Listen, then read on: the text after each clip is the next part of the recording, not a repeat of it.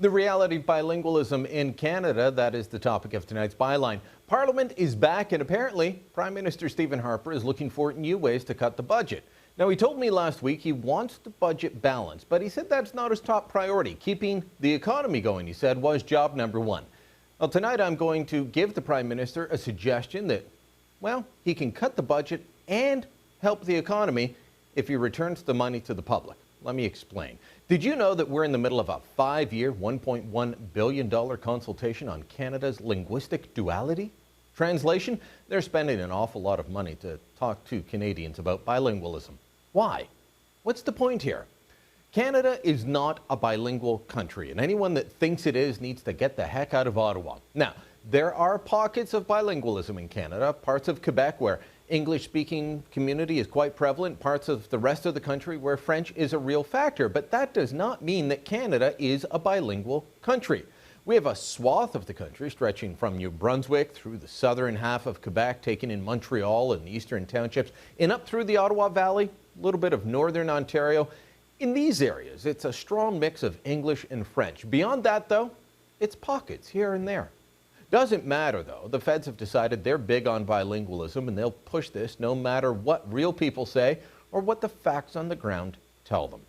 Let's take a look at the few of the cities that were highlighted for consultations on Canada's linguistic duality in a news release issued last Friday. Whitehorse. It has a population of 22,370 people and 910 people who list French as their mother tongue. That means Whitehorse has a whopping 4% of its population as French-speaking. More than 19,000 speak English as their mother tongue, and more than 2,000 speak another non-official language, but the feds will be there to push French. Whitehorse, by the way, is one of the cities out of that New Brunswick to Ottawa belt that has a comparatively large French-speaking population, because over in Yellowknife, just 3% speak French, but they'll go there. In Regina, where they're visiting, just 1.3% speak French. In Victoria, it's 1.7%.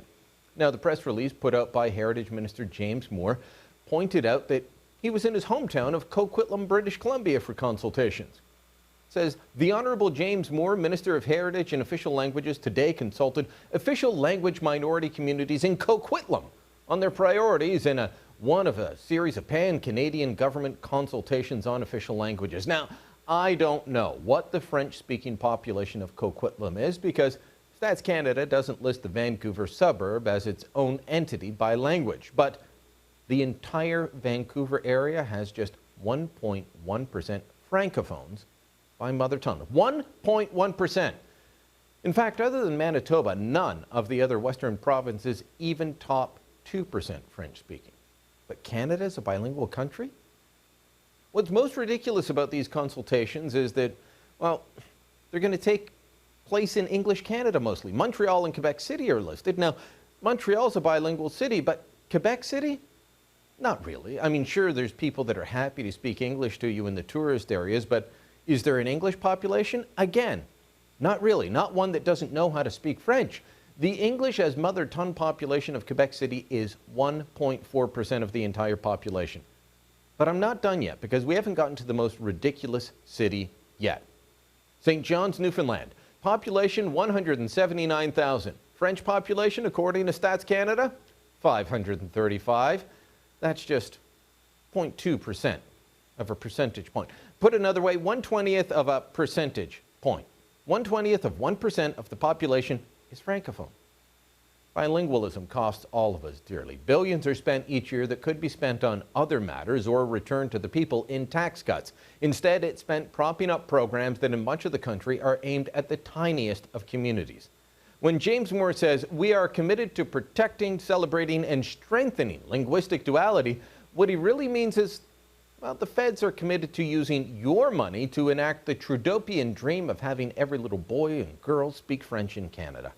Quite frankly, it is none of the federal government's business. So here's my proposal to save you money, Mr. Harper. Let's admit that, as you once put it, bilingualism is the god that failed. Let's move Canada back to a sensible bilingualism policy that provides services in either official language where numbers warrant. And let's stop the social engineering that your minister is engaged in right now. And that's the byline.